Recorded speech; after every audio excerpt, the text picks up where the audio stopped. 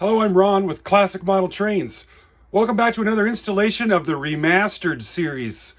What's the Remastered series? Well, when I hung up my shingle and started doing YouTube videos here about 2.5 years ago, some of the very first ones that I put out, I used music in them that they said was you could use it, and then I got copyrighted like 2 months down the road. Once I became monetized, I had to go in and edit the video out and take the music portion out so that way the video would make 10 or 15 cents. Well, as time goes by, I've always wanted to redo these particular videos, and this one here just happens to be one of the 6 or 7 that I want to do. This one originally came out January 14th of 2022. It's my Cox Army set. Now, this was the 4th video that I've ever made for the channel, and I really didn't have a direction yet.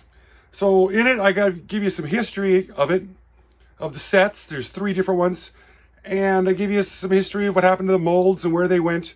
But oddly enough, I never took it apart and cleaned it because it worked. And at that time, it never really dawned on me. Now, being that it was an Army set, I used this song by this feller named Ron Copeland. And it's called Fanfare for the Common Man. And if you don't know what that is, it's got like brass section in it. And it goes doo-doo-doo. Doo-doo-doo. That doesn't sound like it at all. Well, apparently it was written in 1942. It was a musical tribute honoring those that were involved in the World War II effort.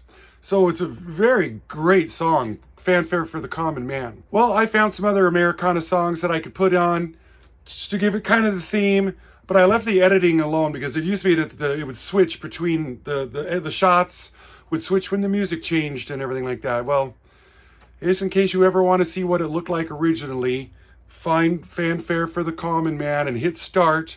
When you see the words come up on a subtitle in the screen, start Copeland here, and then it'll match up and make sense to you. But it's still a great video, and I wanted to have it back out there. It hasn't been seen. You haven't been able to find it for 1.5 to 2 years now. So now that it's remastered, it's back up. I didn't really want to change the video at all. I just wanted to put new music in. And, that way you can see what I used to do compared to what we do now. So, enough of me chatting. When the video ends, we're going to use the original outro. So when you see me say bye-bye, that's the real endings. I do want to tell you that I was a little more hairier back then. I was trying it out, seeing if I could grow a beard, and I gave it a shot for like 9 months, and that's the best it ever came in at. So, also I noticed some guys don't like music being played over the trains. Well, the original soundtrack is completely gone. I don't have the sound of the original locomotive running, and I'm keeping it true to what it was back in the day. You notice now I don't put music over stuff, but I didn't really know back then. So those of you that want to say, hey, I want to listen to trains run, not a bunch of music. Well, I know that now, but I didn't know that then. I was just a kid. So let's check it out. Hello, and welcome to another episode of Classic Model Trains. Today I'm going to be showcasing the 1974 to 1977 Cox U.S. Army military train sets. I just recently found out that Cox offered model trains back in the 70s, because I always knew them as the nitro-powered model airplanes and engine manufacturing company. Cox began offering ready-to-run HO-scale model trains beginning in 1971. That were initially produced by Athearn of California.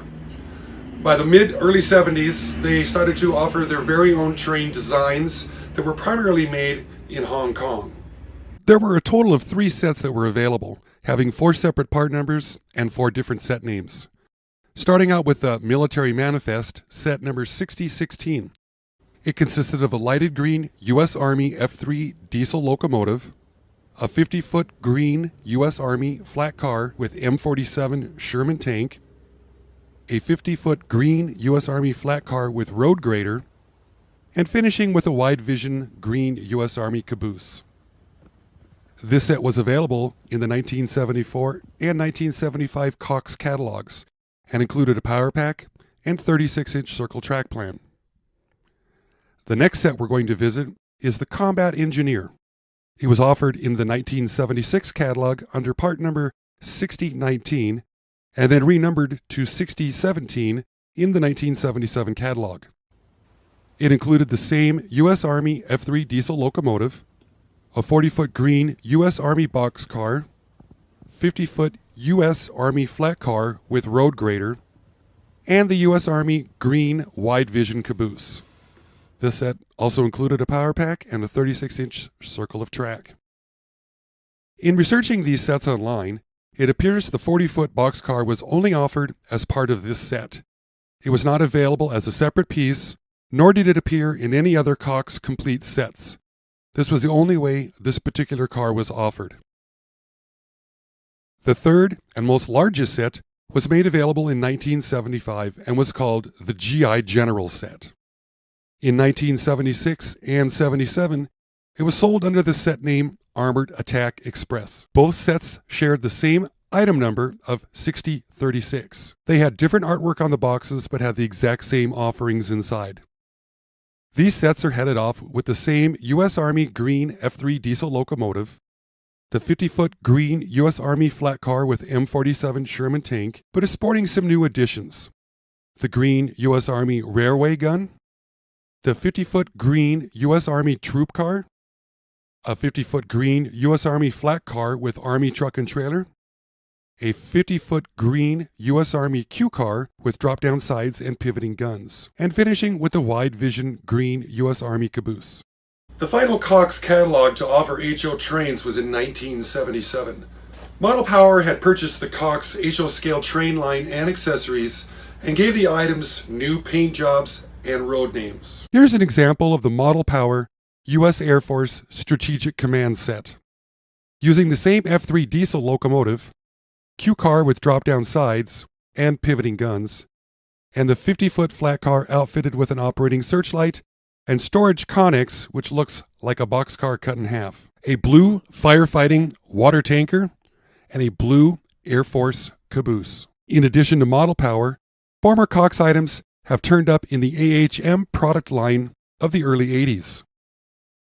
Here's an example from AHM's 1982 catalog showcasing the Action Force set number 10325, with most of the same cars, now sporting a forest camo paint scheme and being pulled by their Century 628 diesel locomotive.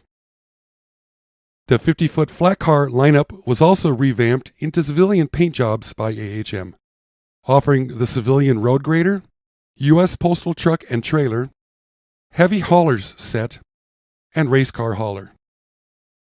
Some of these same Cox items showed up later in Walther's trainline products of the early 1990s. I picked up these cars in a large estate sale. I didn't have all the cars that I'd wanted from everything that they had available, so I dug around on eBay until I found every different car that they'd made for the three different sets. They run really well, they roll really well. The locomotive's got an engine on it. The motor that's in it is quite different than anything else that's ever been around from anything I've ever seen, because they were designing all their own stuff. So let me take some time, run it around the track, show the sets off to you, and throw a little music behind it, and see if you guys enjoy it.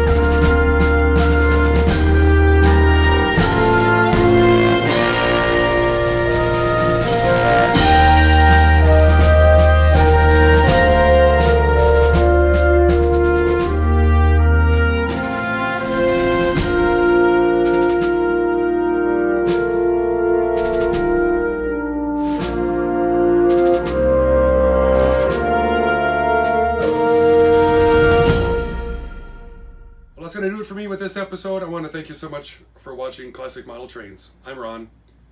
Bye-bye.